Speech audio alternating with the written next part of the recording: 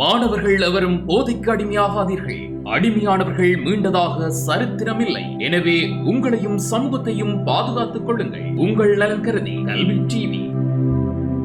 Don கல்வி டிவியினூடாக இணைந்திருக்கும் அனைத்து மாணவர்களுக்கும் இந்நேர வணக்கங்கள். நான் உங்கள் கணித பாட ஆசிரியர் எஸ் பரணிதரன், யாழ்ப்பாணம் மத்திய கல்லூரி. இன்றைய வகுப்புல தரம் 11 மாணவர்களுக்கான கணித பாடத்துல ஒரு புது புது விடயம் ஒன்று பார்க்க இருக்கிற பிள்ளைகள். என்னன்னு சொன்னா, இது எங்களுக்கு தரவுகளை வகை குறித்தல் என்ற அலகில் உள்ள ஒரு பகுதி. இந்த தரவுகளை வகை குறித்தல் என்ற அலகுல நீங்க கிரேட் 10ல வட்ட வரைவு படிச்சிருக்கீங்க. அதுக்கு பிறகு கிரேட் 11ல எங்களுக்கு வளையுறு வரையம் வரைகிறது இருக்குது. அதாவது கூட்டமாக்கப்பட்ட ஒரு மீடுரன் பரம்பலுக்கு வளையுறு வரையம் வரைகிறது இருக்குது. திரும்ப மீடுரன் பல்கோணி வரைகிறது இருக்குது. திரும்ப திரள் மீடுரன் வளை வரைகிறது இருக்குது. அதோட காலணிகள் என்று சொல்லி இந்த 5 விடயங்கள் இருக்குது. இந்த 5 விடயங்கள் உள்ளடக்கியதாக கூடுதலாக இந்த காலணிகள் என்ற பகுதி இன்றைக்கு நாங்கள் படிக்க இருக்கிறது காலணிகள் என்ற பகுதி. இது கூடுதலாக எங்களுக்கு பகுதி 1ல் 2 புள்ளிக்குரிய ஒரு வினாக வருது. ஆனா இந்த காலணிகள் எங்களுக்கு திரள் மீடுரன் வளையில தேவைப்படும். அப்ப இது ஒரு முக்கியமான ஒரு பகுதி. பகுதி 1ல் வரக்கூடிய பி பகுதி, அதாவது பார்ட் 1B தரவுகளை வகை குறித்தல் என்ற பகுதியில, அதாவது 5வது வினா, இந்த 5வது வினா அல்லது 4வது வினாவா வருது.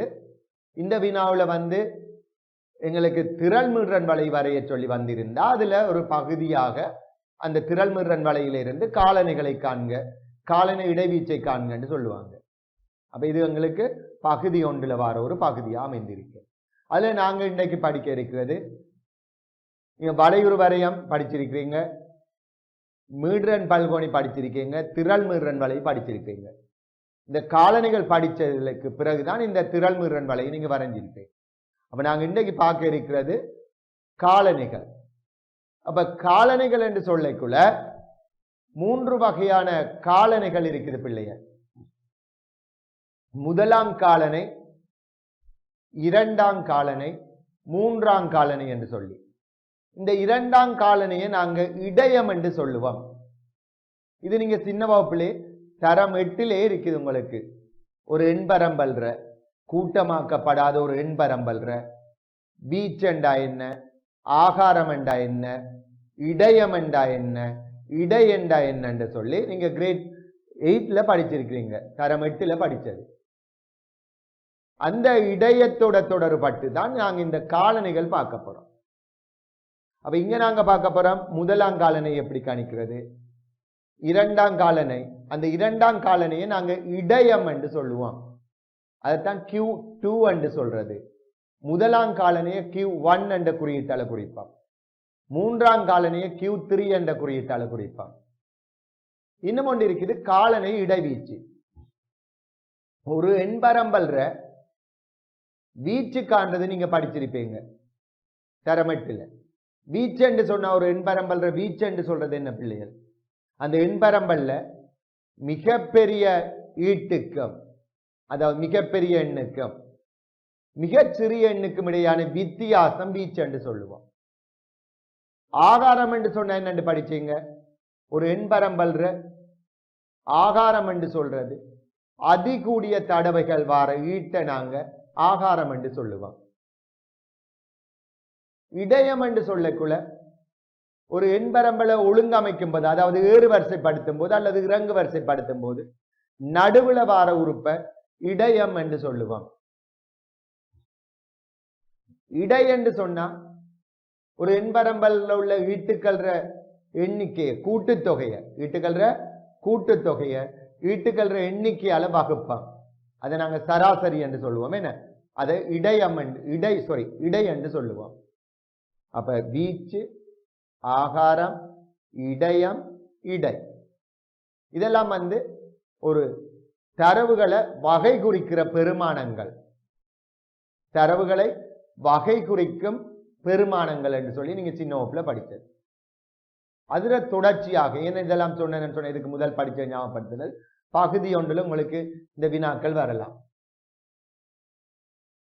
அப்ப அதுல தொடர்ச்சியாகத்தான் இன்றைக்கு நாங்க பார்க்க இருக்கிறது காலணிகள். அப்ப காலணிகள் ஒரு எண்பரம்பல்ற காலணிகள் எப்படி காண்றது, காலனை இடைவீச்சு எப்படி காண்றது பார்ப்போம். சரியா? நான் ஒரு சின்ன ஒரு உதாரணத்தின் மூலம் சொல்றேன். காலணிகள் என்று சொல்லக்குள்ள ஒரு எண்பரம்பல் ஒன்று எடுப்போம். 8, 11, 15, 20, 23, 25, 30, 41, 43, 47, 50. இப்படி ஒரு எண்பரம்பல் ஒன்று தந்திருக்குது. இது ஏறுவரிசைப்படுத்தப்பட்டிருக்குது. இந்த எண்பரம்பல்ற காலணிகளை பற்றி பார்க்க போறோம். அதாவது முதலாம் காலனை, இரண்டாம் காலனை, மூன்றாம் காலனை. அப்ப இந்த காலணிகள் காண்ற பிள்ளைகள் முதல்ல நீங்க இந்த எண்பரம்பல் ஏறுவரிசைப்படுத்தப்பட்டிருக்கான்னு பார்க்க வேணும். அப்படி ஏறுவரிசைப்படுத்தப்படாட்டி கட்டாயம் இதை நீங்க என்ன செய்யணும், ஏறுவரிசைப்படுத்திக் கொள்ள வேணும். இங்க இது ஏறுவரிசைப்படுத்தப்பட்டிருக்குது. அதால எங்களுக்கு அந்த ஏறுவரிசைப்படுத்த வேண்டும் என்ற அவசியம் இல்லை. இப்ப இதுல 2, 4, 6, 8, 10, 11 ஈட்டுக்கள் இருக்குது. இந்த 11 ஈட்டுக்கள்ல நடுவுல வார ஈட்டு இருக்கிறதானே, இதைத்தான் நாங்க இடையம் என்று சொல்லுவோம், Q2 என்று சொல்லுவோம். இதை நீங்க சின்ன வகுப்புல படிச்சது. அப்போ ஒரு எண்பரம்பல்ற காலணிகள் காண்ற பிள்ளைகள் ஃபர்ஸ்டுக்கு என்ன செய்யணும், அந்த எண்பரம்பலை ஏறுவரிசைப்படுத்திக் கொள்ளணும். ஏறுவரிசைப்படுத்திட்டு நடுவுல வார உறுப்பை இடையம் என்று சொல்லுவோம். அப்ப இங்க நடுவுல 25 வருது. அப்ப இந்த பரம்பல்ற இடையம் 25. அந்த இடையத்தை தான் நாங்க என்ன சொல்லுவோம், இரண்டாம் காலனை என்று சொல்லுவோம். அப்ப இங்க Q2 என்றவர் இரண்டாம் காலனை.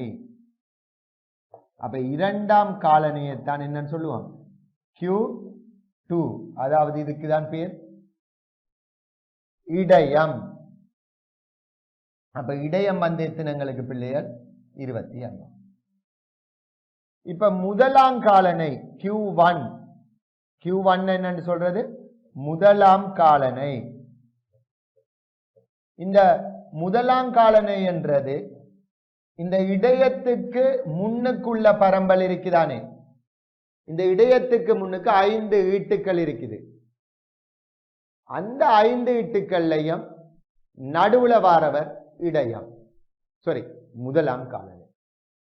அப்போ ஒரு எண்பரம்பல்ல ஏறுவரிசைப்படுத்தும் போது நடுவுல வார உறுப்பை இடையம் என்று சொல்லுவோம், அதாவது இரண்டாம் காலனை என்று சொல்லுவோம். இந்த இரண்டாம் காலனைக்கு முன்னுக்குள்ள பரம்பல்ல நடுவுல வாரவரை முதலாம் காலனை என்று சொல்லுவோம். அப்ப இந்த 25க்கு முன்னுக்கு 5 இலக்கங்கள் இருக்குது. இந்த 5 இலக்கங்கள்லையும் நடுவுல வாரவர் Q1. அப்ப முதலாம் காலனை 15. இது விளங்கிட்டுதான். இப்ப மூன்றாம் காலனை என்ற அதிர குறியீடு Q3. இந்த மூன்றாம் காலனை எப்படி காணலாம் என்றா பிள்ளைகள், இந்த இடையத்துக்கு பின்னுக்குள்ள பரம்பல் இருக்குதானே, 5 இலக்கங்கள் இருக்குது. 5 விட கூட இரட்டையில வந்தா என்ன செய்யலாம் கேட்கலாம். நான் கேள்வி செய்யக்குள்ள அதை விளங்கப்படுத்துறேன்.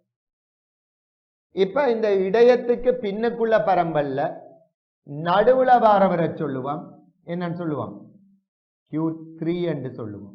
மூன்றாம் காலனி என்று சொல்லுவோம், 43. விளங்கிட்டுதான். இதுதான் முதலாம் காலனை, இரண்டாம் காலனை, மூன்றாம் காலனை. அப்ப முதலாம் காலனை, அப்ப இரண்டாம் காலனி என்றது இடையம், அது அந்த எண்பரம்பல்ல நடுவுல வாரவர். இந்த இரண்டாம் காலனைக்கு, அதாவது இடையத்துக்கு முன்னுக்குள்ள பரம்பல்ல நடுவுல வாரவர் முதலாம் காலனை. இந்த இடையத்துக்கு பின்னுக்குள்ள எண்பரம்பல்ல எண் தொகுதியில நடுவுல வாரவர் மூன்றாம் காலனை. அப்ப இங்க 11 ஈட்டுக்கள் இருக்குது. நடுவுல வாரவர் 6வது ஈட்டு. 6வது ஈட்டு வந்தங்களுக்கு 25 வந்தது. 25 வந்து இரண்டாம் காலனை. இந்த 25க்கு முன்னுக்கு பிள்ளையில் 5 இட்டுக்கள் இருக்குது. அதுல 15 நடுவுல வாரவர் 15, அந்த 15 Q1 முதலாம் காலனை. இந்த இடையத்துக்குள்ள பின்னுக்குள்ள பரம்பல்ல 5 இட்டுக்கள் இருக்க. அந்த 5 இட்டுக்கள்ல நடுவுல வாரவர் 43 மூன்றாம் காலனை. இப்ப காலனை இடைவீச்சு அடுத்தது என்னன்னு பார்ப்போம். அப்ப காலனை வீச்சென்று சொன்ன என்னன்னு படிச்சிருக்கிறோம். மிகப்பெரிய எண்ணுக்கு மிகச்சிறிய எண்ணுக்கு முடியான வித்தியாசம். இங்க காலனை இடைவீச்சு என்று சொன்னா மூன்றாம் காலனைக்கும் முதலாம் காலனைக்கும் இடையான வித்தியாசத்தை நாங்க வீச்சு என்று சொல்லுவோம். அப்ப எங்களுக்கு மூன்றாம் காலனை 43, முதலாம் காலனை 25. அப்ப 43ல இருந்து 25 கழிக்க வாரது காலனை இடைவீச்சு. அப்ப காலனை இடைவீச்சு நாங்க Q3 மைனஸ் Q1 என்று போடலாம். மூன்றாம் காலனைக்கும் முதலாம் காலனைக்கும் இடையிலான வித்தியாசம். Q3 மைனஸ் Q1 காலனை இடைவீச்சு. அப்ப Q3 43, Q1 வந்து 25. கழிச்சிங்கண்டா 18. விளையின்றதா? இப்ப இதுதான் காலனை தொடர்பானது. இப்ப எங்களுக்கு இப்படி நடுவுல வரவர் இப்படி சேர்த்து கண்டுபிடிக்கிறது கஷ்டம் தானே. அப்ப எங்களுக்கு இந்த காலனைகள் அமைவிடம் காண்றதுக்கு ஒரு சூத்திரம் இருக்குது. காலனைகள் அமைவிடம், அதாவது எங்களுக்கு இந்த கேள்வியின்படி Q1 வந்து 1, 2, 3வது வீட்டுல வந்தவர். Q2 வந்து 2, 4, 6வது இடத்துல வந்திருக்கிறார். Q3 வந்து 7, 8, 9வது இடத்துல வந்திருக்கார். அப்ப இந்த அமைவிடங்கள் காண்றதுக்கு எங்களுக்கு சூத்திரம் இருக்குது. முதலாம் காலநேர அமைவிடம் எப்படி காண்றது, இரண்டாம் காலநேர அமைவிடம் எப்படி காண்றது, மூன்றாம் காலநேர அமைவிடம் எப்படி காண்றது பார்ப்போம். அதுக்குரிய சூத்திரம் என்ன மாதிரின்னு சொல்லி. அப்ப முதலாம் காலநேர அமைவிடத்துக்குரிய சூத்திரம் பிள்ளைகள், முதலாம் காலநேர அமைவிடத்துக்குரிய சூத்திரம் 1/4 n சக 1. இரண்டாம் காலனை Q2 அமைவிடத்துக்குரிய சமன்பாடு 1/2 n சக 1. மூன்றாம் காலனை Q3 அமைவிடத்துக்குரிய சமன்பாடு 3/4 n சக 1. இதை ஈஸியா நீங்க ஞாபகம் வச்சுக் கொள்ளலாம். கால், அரை, முக்கால் n சக 1. இங்க என்னன்னு சொல்றது பிள்ளைகள், ஈட்டுக்கள் எண்ணிக்கையை குறிப்பார். என்னன்னு சொன்னா என்ன, ஈட்டுக்களின் எண்ணிக்கை. அப்ப இங்க மொத்தம் எத்தனை ஈட்டுக்கள் இருக்குன்னு பார்ப்போம். 11 ஈட்டுக்கள் இருக்குது. அப்ப Q1க்கு பதிலா நீங்க போடலாம் அமைவிடத்துக்கு போடலாம் 1/4 n சக 1. என்னன்றது இங்க என்ன பாரிப்பார், 11 இருப்பார். அப்ப இதுல நான் பிரதியிட்டு காட்டுறேன். அந்த முறையில செய்கிறேன். 1/4 n வந்து 11, 11 ஈட்டுக்கள். 11ஓட உண்டை கூட்டினீங்கன்னா 12. இதை சுருக்குனா 3. விட 3 இல்ல, 3வது ஈட்டு. அப்ப இங்க எண்ணி பாருங்க, 1, 2, 3வது ஈட்டு என்ன, 15. சரி, நான் Q1 கண்டிருக்கேன்.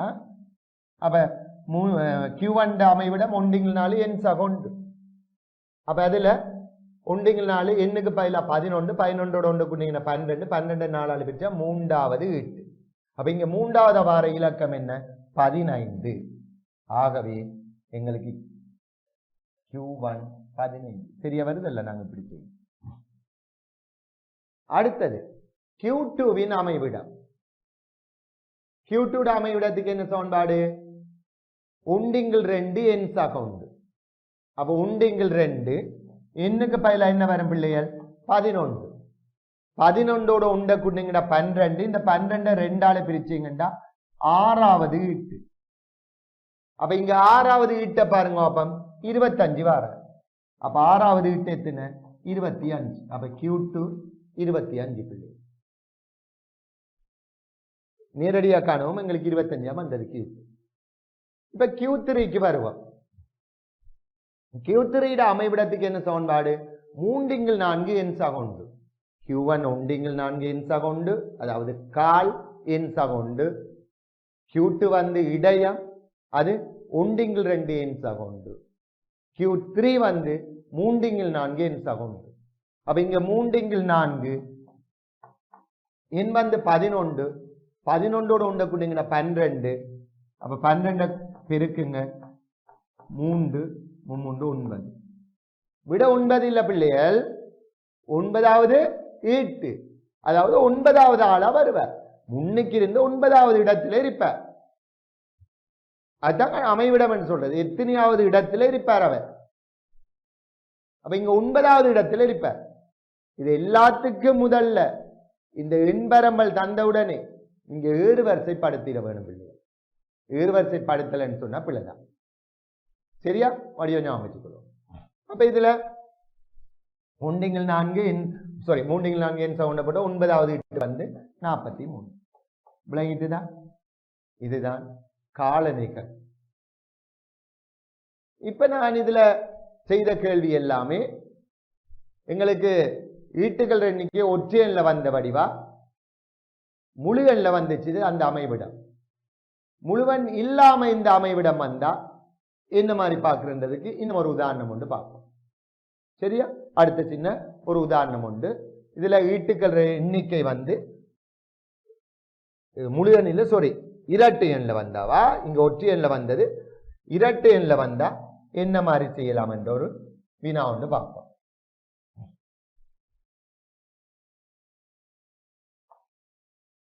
ஒற்றை எண்ல வந்தா என்ன மாதிரி?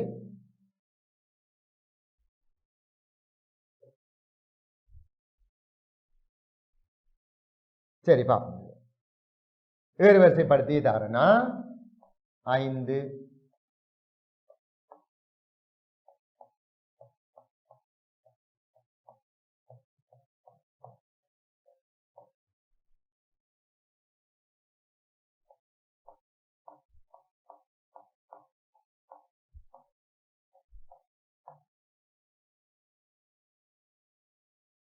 12 ஈட்டுக்கள் இருக்கிறாங்க.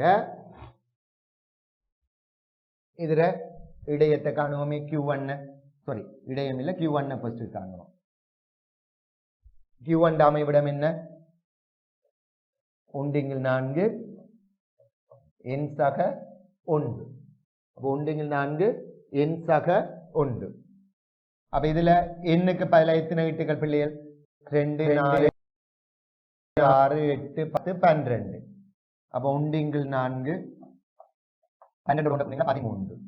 இந்த 4ஐயும் 13ஐயும் சுருக்குனா தசத்துல வந்துடும். ஆகவே நான் இதை பின்ன வடிவில் எழுதுறேன், 13/4.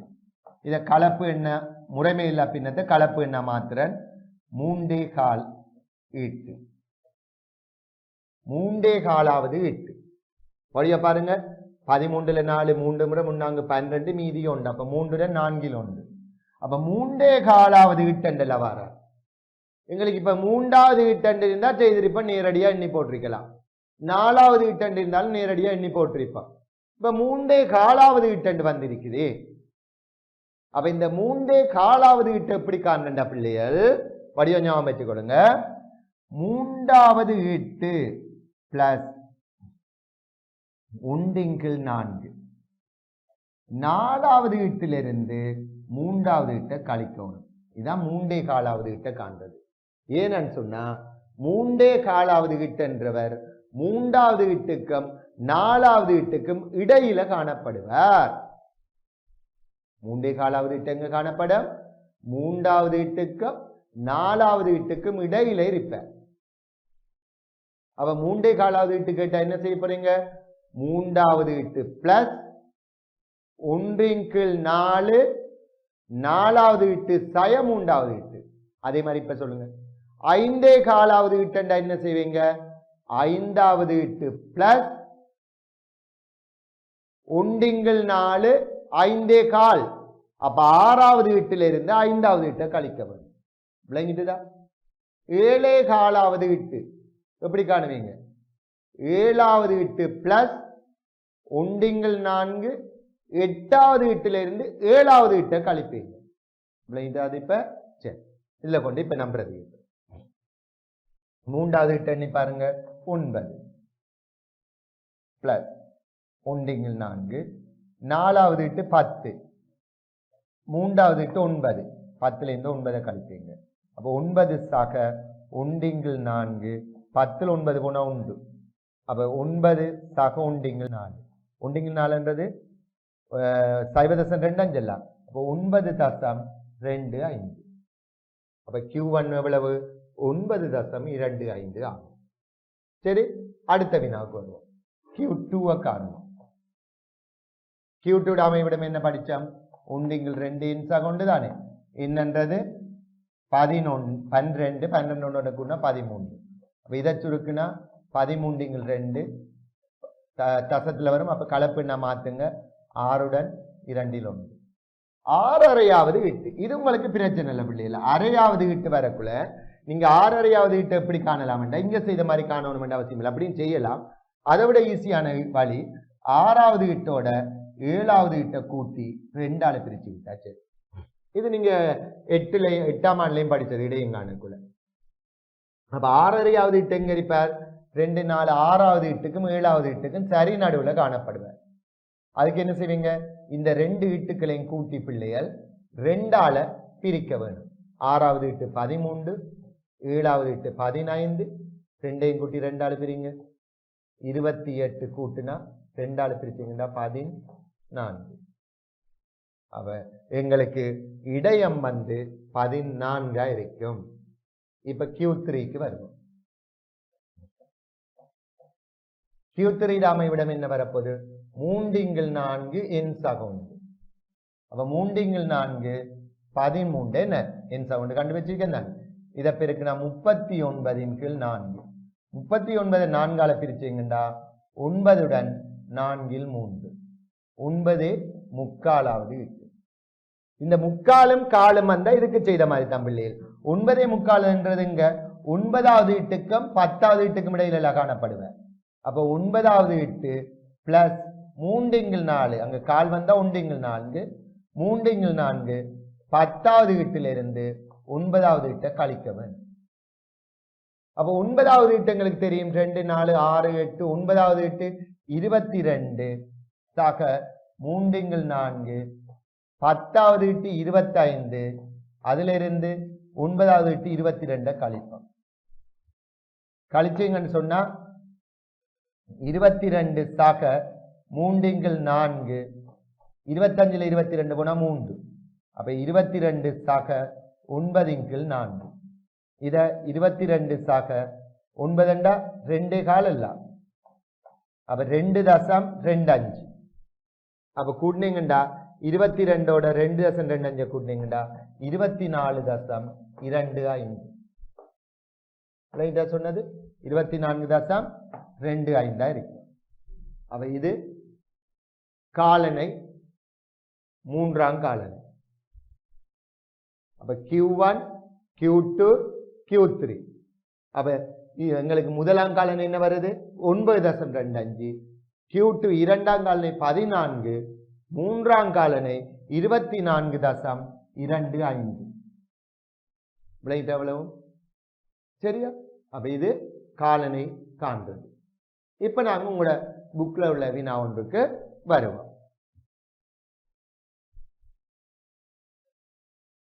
சரி, பாருங்க. ஒரு வேலை தளத்தில் பணியாற்றும்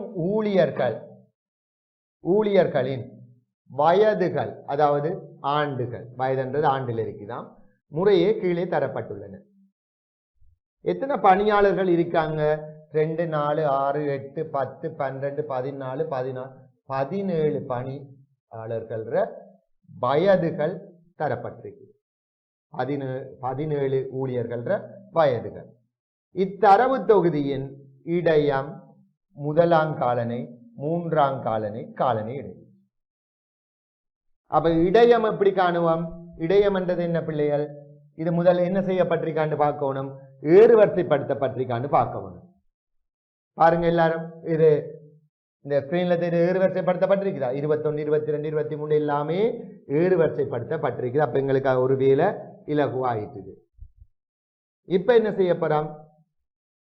இடையம் இடையம் என்றது என்ன பிள்ளைகள்? Q2. இதுல அமைவிடத்தை சொல்லுங்க. உண்டிங்கள் 2 எண் சகோண்டல்ல. என்னன்றது ஈட்டுக்கள் எண்ணிக்கை 17 ஈட்டுக்கள். 17ஓட உண்டக்குன்னா 18 பிள்ளைகள். இதை சுருக்குனீங்கன்னு சொன்னா 9வது ஈட்டு. விட 9 இல்லையா? 9வது ஈட்டா இருப்பார். இங்க 9வது ஈட்டு எண்ணி பாருங்க. 2 4 6 8 9வது ஈட்டு 34. அப்ப இடையம் 34. விளையாடு முதலாங்காலனை. முதலாங்காலனைக்கு என்ன படிச்சோம்? அதாவது Q1 அமைவிடம் என்ன பிள்ளைகள்? உண்டிங்கள் 4 எண் சகோண்டு. எண் 17 17ஓட உண்டக்குன்னா 18. இதை சுருக்குனீங்கண்டா 2ஆல சுருக்குவோம். 4ஆல சுருக்க இயலாது. 9/2. 9/2 பிள்ளைகள் இது 4/2வது ஈட்டு. 4/2வது ஈட்டு. 4/2வது ஈட்டு. இந்த அரையாவது ஈட்டு எப்படி ஈஸியா காண்றேன்னு சொன்ன நான். 4/2வது ஈட்டு எங்க காணப்படுவார்? 4வது ஈட்டுக்கும் 5வது ஈட்டுக்கும் சரி நடுவுல இருப்பேன். அதுக்கு என்ன செய்வீங்க? இப்ப 4வது ஈட்டோட 5வது ஈட்டை கூட்டி 2ஆல பிரிப்பீங்க. 4வது ஈட்டு 24, 5வது ஈட்டு 25, 2ஐயும் கூட்டி 2ஆல பிரிப்பீங்க. கூட்டினா 49. 49 2ஆல பிரிச்சா 24.5. 24.5. விளங்கிட்டா இது இடையம்? சரி. இப்ப 3ஆம் காலனிக்கு வருவோம். 3ஆம் காலனி என்றது Q3. Q3 அமைவிடம் படிச்சிருக்கிறோம். 3x4 எண் சகோண்டு. என்னன்றது 18. 17 உண்டக்குன்னா 18. 2ஆல சுருக்குவீங்க. இங்க 2 முறை. 9 3 27 2. அப்ப இதை சுருக்குனீங்கன்னு சொன்னா 13/2வது ஈட்டு. 13/2வது ஈட்டு எப்படி காண்ற பிள்ளைகள்? 13வது ஈட்டோட 14வது ஈட்டை கூட்டி 2ஆல பிரிப்பீங்க. அப்ப 9 10 11 12 13. இது 2க்கும் 13க்கும் 14வது ஈட்டுக்கும் இடையில காணப்படுவார். 13வது ஈட்டு 42, 14வது ஈட்டு 44. 2ஐயும் கூட்டி 2ஆல பிரிப்போம். கூட்டினா 86. 86 2ஆல பிரிச்சா 43. அப்ப முதலாம் காலனை 29.5, 2ஆம் காலனை 34, அதாவது இடையம். 3ஆம் காலனை 43. இப்ப அடுத்த கேள்வி கேட்டிருக்க எங்களுக்கு காலனை இடைவீச்சு. காலனை இடைவீச்சு என்னன்னு சொல்லி தந்த நான். Q3 minus Q1. அதாவது 3ஆம் காலனையிலிருந்து முதலாம் காலனையை கழிக்க வேணும் பிள்ளைகள். அப்ப 3ஆம் காலனை எங்களுக்கு தெரியும் 43. முதலாம் காலனை 29.5. கழிச்சீங்கன்னு சொன்னா 13.5. சரியா? 13.5 வருவார். இது காலனை இடைவீச்சு. விளையாப்ப முதலாம் காலனை, 2ஆம் காலனை, 3ஆம் காலனை, காலனை இடைவீச்சு. அடுத்த வினாவுக்கு வருவார்.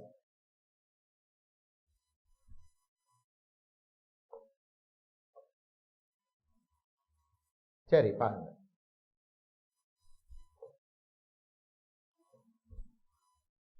ஒரு வகுப்பில் உள்ள பிள்ளைகளின் வீடுகளில் உள்ள உறுப்பினர்களின் எண்ணிக்கை பற்றி திரட்டப்பட்ட தரவுகள் கீழே தரப்பட்டுள்ளது. வகுப்பில் உள்ள பிள்ளைகளின் வீடுகளில் உள்ள உறுப்பினர்கள் 7 6 4 3 8 5 என்று சொன்னா இது ஏறு வரிசைப்படுத்தப்படல. இத்தரவு தொகுதியின் இடையம் எல்லாம் கேட்டிருக்குது. காலனை இடைவீச்சும் கேட்டிருக்குது. அப்ப முதல்ல என்ன செய்யணும்? எடுத்த உடனே இடையம் காண போறதா? என்ன காணணும்? முதல் இந்த பரம்பல் ஏறுவரிசைப்படுத்திருக்கா இல்லையான்றதை பார்க்க வேணும். ஏறுவரிசைப்படுத்த இல்லை. அப்ப ஃபர்ஸ்டுக்கு ஏறுவரிசைப்படுத்துவோம். அப்ப முதலாவது குறைந்த 2 4 6 8 10 12 14 15 ஈட்டுக்கள் இருக்குதா? முதலாவது 3 2 தடவையா ஏறுவரிசைப்படுத்துறேன். 3 3 4 1 2 3 தடவை 4 5 3 தடவை 5 3 தடவை 6 3 தடவை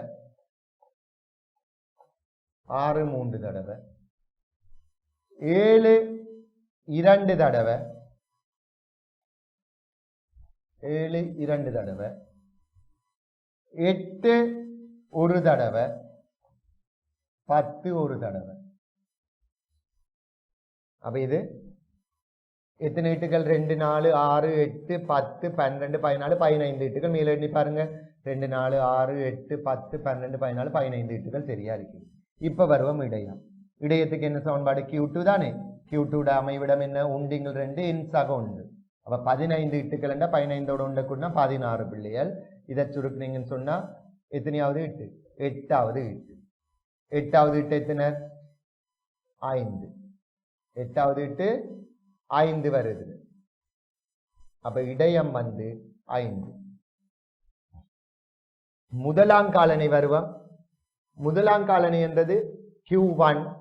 அப்ப அதோட அமைவிடம் என்னன்னு படிச்சிருக்கோம். என்ன Q1 அமைவிடம் ஒண்டிங்கள் 4 இன்சாக உண்டு. என்னன்றது இட்டுக்கள் எண்ணிக்கை 15 இட்டுக்கள் இருக்குது. 15ஓட உண்டக்குன்னா 16. இந்த 16ஐயும் 4ஐயும் சுருக்கலாம். 4வது ஈட்டு விட 4 இல்லையா 4வது ஈட்டு அதாவது 4வது ஆளா இருப்ப. அப்ப இங்க 4வது ஈட்டு என்ன வரப்போகுது எண்ணி பார்த்தீங்கன்னு சொன்னா 2 4வது ஈட்டு 4. அப்ப அதுவும் Q1 4. அடுத்தது வருவோம் மூன்றாம் காலனை. மூன்றாம் காலனுக்கு என்ன சமன்பாடு படித்தேன் Q3க்கு 3 4 இன்சாக உண்டு 16 இன்சாக உண்டு. இதை சுருக்குனா 4 நாம் உண்டு 12வது இட்டு. 12வது இட்டு எத்தனை 8 9 10 11 12வது இட்டு 7. அப்ப இடையம் Q2 வந்து 5, முதலாங்காலனை Q1 4, மூன்றாங்காலனை 7, காலனை இடவீச்சு Q3 மைனஸ் Q1. Q3 வந்து 7, Q1 வந்து 4. 7 4 போனா 3. அப்ப காலனை இடைவீச்சுன்றது மூன்றாம் காலனையிலிருந்து முதலாம் காலனையை கழிக்க வேண்டும். டிரெக்டா இப்ப எங்களுக்கு காலனை இடைவீச்சே கேட்டுட்டாங்க. முதலாம் காலனையோ மூன்றாம் காலனையோ கேட்கல, நேரடியா ஒரே ஒரு வினா கேட்கப்பட்டிருக்கும் காலனை இடைவீச்சு. அப்ப காலனை இடைவீச்சு கேட்டாலும் பிள்ளை நாங்க நேரடியா காண இயலாது. Q1ஐயும் காணவனும் Q3ஐயும் காணவனும். அதாவது முதலாம் காலனையும் மூன்றாம் காலனையும் தெரிஞ்சாதான் காலனை இடைவீச்சு காணலாமா? அப்ப நேரடியா காலனை இடைவீச்சு கேட்டாலும் நாங்க அப்படி காண இயலாது. முதலாம் காலனை நீங்க கண்டு மூன்றாம் காலனையும் கண்டு மூன்றாம் காலனையில இருந்து முதலாம் காலனையை கழிக்க வேண்டும். விளங்கிட்டா இது? அடுத்த வினாவுக்கு வருவோம்.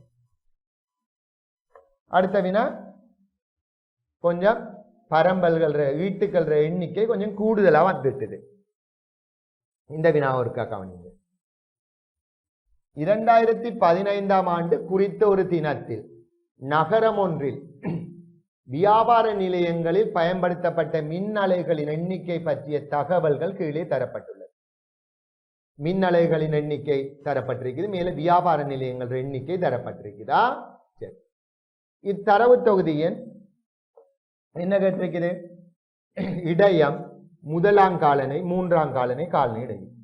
இதுக்கு பிள்ளைகள் இதுல அர்த்தம் என்னண்டா, இந்த அட்டவணையின் அர்த்தம் உண்மையிலே 2 அலகுகள் 5 தடவை வருது. அதாவது 2 5 தடவை வருது, 3 2 தடவை வருது, 4 6 தடவை வருது. இப்படி பரம்பலா நாங்க எழுதலாம். அந்த பரம்பலை இப்படி மீடுறன் பரம்பலாக அட்டவணையாக்கி வச்சுக்காங்க. ஏண்டா ஈட்டுக்கள் வந்து எங்களுக்கு கூடுதலாக வார வடிவா அதை இலகுபடுத்துறதுக்காக இப்படி அட்டவணைப்படுத்தப்பட்டு தந்திருக்குது. இந்த மாதிரி அட்டவணைப்படுத்தப்பட்ட அதாவது ஈட்டுக்கள் எண்ணிக்கை கூடுதலாக வரும்போது அட்டவணையாக வரும்போது இதுக்கு இடையம் காண்றது காலனை இடைவீச்சு காண்றது கொஞ்சம் வித்தியாசமா செய்யணும். அதுக்கு இன்னொரு விடயத்தை நீங்க இங்க கண்டுபிடிக்கணும். திரள் மீடுரன் என்ற ஒன்றை கண்டுபிடிக்கணும். இது நீங்க கிரேட் 9லயும் படிச்சிருப்பீங்க, இடைய வகுப்பெண்டெல்லாம். சரியா? கிரேட் 9ல இருக்குது இடைய வகுப்பு காண்றது. அந்த மீடுரங்களை கூட்டி கூட்டி பார்த்திருப்பீங்க. என்னன்னு சொல்றது? இப்ப மேலதிகமா வியாபார நிலையங்கள் என்றது மீடுரன். இதோட மேலதிகமா ஒன்றை சேர்த்து விட வேணும். திரள் மீடுரன் அட்டவணை CF என்று சொல்றது. திரள் மீடுரன் அது எப்படி என்றா, திரள் மீடுரன் என்றா மீடுரன்கள திரட்சி, மீடுரன்கள கூட்டுத்தொகை. முதலாவது மீடுரன் 5, அதுல மாற்றம் இல்லை. இந்த 5ஓட 2 கூட்டுங்க 7, 7ஓட 6 கூட்டுங்க 13, 13ஓட 6 கூட்டுறது 19, 19ஓட 7 கூட்டுறது 26, 26ஓட 2 கூட்டுறது 28, 28 3 31, 31 32. அப்ப மொத்தம் இங்க, அதாவது 32 என்ன பிள்ளைகள், மொத்தமாக 32 ஈட்டுக்கள் இருக்கு. அப்ப 32 ஈட்டுக்களை நாங்க இப்படி கமா போட்டு எழுதுறது கஷ்டம். பெரிய நிறைய கூடுதலான நம்பர்ஸ் வந்துட்டு அதை இலகுபடுத்துறதுக்கு தான் இப்படி மீடுரன் அட்டவணையாக உங்களுக்கு தயாரிக்கப்பட்டிருக்குது. இப்ப இங்க இடையங்காண்ட பிள்ளைகள், இதுக்கு என்ன சமன்பாடு படிச்சோம்? Q2 அமைவிடம் 1/2 என்சா கொண்டு தானே. இங்க என்னண்டு மட்டும் போட்டா சரி. அதாவது மீடுரன்கள் கூடுதலாக வரக்குள்ள பிளஸ் 1 போடணும் என்ற அவசியம் இல்லை, போட்டாலும் பிழைக்காது. அதை விட மீடுரன்கள் எண்ணிக்கை கூடுதலாக வந்தா நீங்க என்னண்டே பாவிக்கலாம். அப்ப இந்த 1/2 இங்க என்னன்னு சொல்றது பிள்ளைகள் 32. ஏன் மொத்தம் 32 ஈட்டுக்கள் எல்லாம் இருக்குது. என்னன்றதுங்கள் ஈட்டுக்கள் எண்ணிக்கை தானே படிச்சோம் நாங்க.